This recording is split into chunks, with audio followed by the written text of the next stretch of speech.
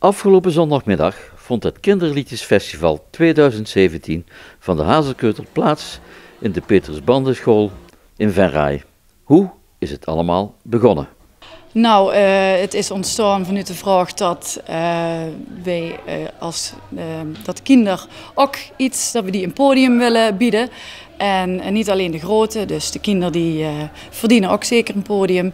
En Mark en ik hebben het stukje overgenomen van Marielle Pauwels, die dat jarenlang fantastisch heeft gedaan, fantastisch gepresenteerd heeft. Vergt het veel voorbereiding en wanneer wordt er gestart? Eigenlijk midden in het jaar dat je al begint met een liedje te schrijven en te bedenken. En dan gaan natuurlijk danspasjes bij en kostuums en dergelijke. Dus dat is erg lastig om die kinderen al gemotiveerd te krijgen, eigenlijk midden in het jaar, wanneer de zon zeg maar nog hoog aan de hemel staat. Dus dat is vrij lastig.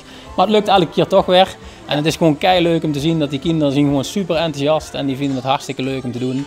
Hoeveel aanmeldingen zijn er binnengekomen en hoe ziet het programma er voor vanmiddag uit?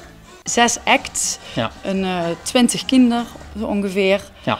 Ja, en die zijn al weken bezig met oefenen, danspasjes, soms hele lappen tekst uit het hoofd leren. En dat is gewoon fantastisch. Het feit dat ze daar staan, de jongste zijn 6 jaar. Ja. Dus ja, we mogen niet klagen. We hebben weer een fantastische middag neergezet, denken we. Opvallend was dat de winnende groep optrad met alleen Fiorella en Femke en een kartonnen fleur. Omdat zij tijdens de finale van het Kinderliedjesfestival bij de musical Zonnestralen van Geluk op de planken stond in de Venrayse Schouwburg. De meiden deden nog wel een groet. Groetjes van de vasteloop en Shuffle, Fiorella, Femke en Fleur. De winnaars zijn helemaal blij met het behaalde resultaat. Ja, we hebben vorig jaar met de klas gewonnen en ja, nu hebben we hem zelf en dat is wel echt heel leuk. Oké, en hoe lang hebben jullie op het liedje geoefend? 2 weken.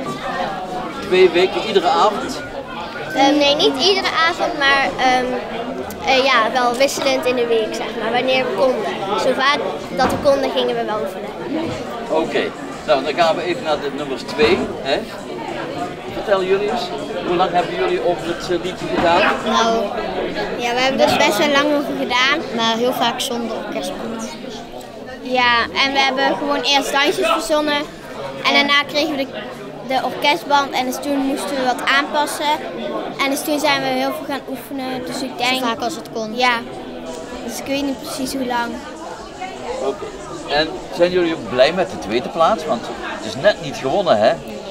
We zijn heel erg blij. Ja. En wat ga je nou vanavond doen? Thuis feest vieren? Ja. En jullie ook? Ja. Ja?